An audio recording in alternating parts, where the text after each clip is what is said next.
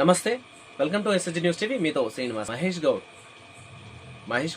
గౌడ్ గారు ఏంటిది హరీష్ గారు క్షుద్ర పూజలు చేస్తుండ్రు, తెలంగాణలో వర్షం రావద్దు అని చెప్పేసి అన్నారు. అద్దంకి దయాకర్ గారు అన్నారని అంటే ఏదో అజ్ఞానం వల్ల అన్నాడు అనుకుందాం.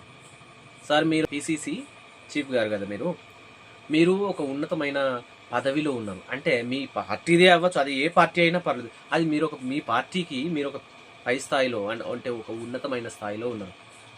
ఆ ఉన్నత స్థాయిని కాపాడాలి కదా.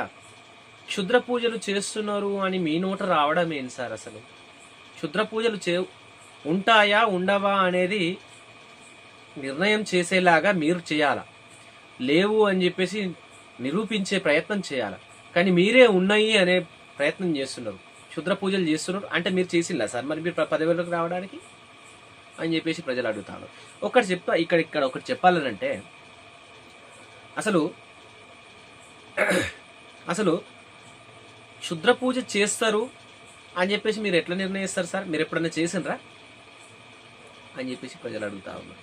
అంటే ఇక్కడ మనము ఏదైనా మాట్లాడితే దానికి మరి దీన్ని ప్రజలు ఏ విధంగా తీసుకుంటారు అని చెప్పేసి కూడా ఆలోచించాలి.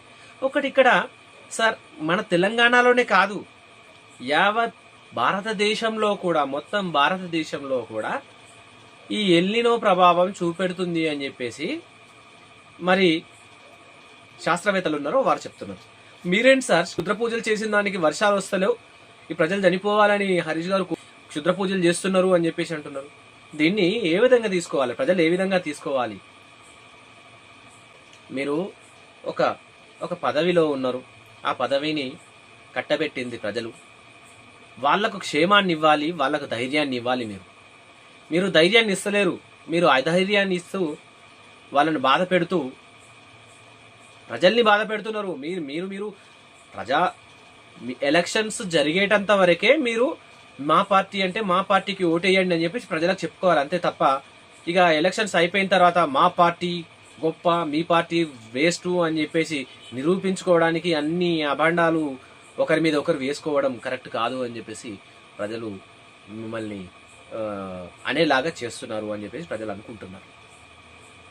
సో సార్, మేము ఎవరమైనా కూడా పొద్దున్న లేవగానే దేవునికి దండం పెట్టుకుంటాం, లేకపోతే అమ్మ నాన్నలకు దండం పెట్టుకుంటాం. ఒక డాక్టర్ అట్లాంటిది ఆపరేషన్ చేస్తూ ఉంటే దేవునికి దండం పెట్టుకొని పోయి ఆపరేషన్ చేసి వస్తాడు. అయినంత మాత్రం నాకు క్షుద్ర పూజలు చేసినట్ట? అంటే క్షుద్ర పూజలు చేస్తేనే ఫలిస్తాయా, లేకపోతే ఫలించవా? శాస్త్ర ప్రకారం నడవదా?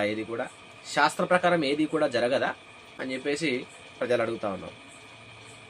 మరి ఇలాంటి అవాకులు చవాకులు పేలొద్దు అని చెప్పేసి ప్రజలు కోరుతా ఉన్నారు. మరి ఇలాంటి మాటల్ని వెనక్కి తీసుకోవాలని చెప్పి ప్రజలు కోరుతా ఉన్నారు. సో సార్, ఇప్పుడు చేసిన వ్యాఖ్యలు ఇతరుల మనోభావాలను దెబ్బతీయడం కాదు,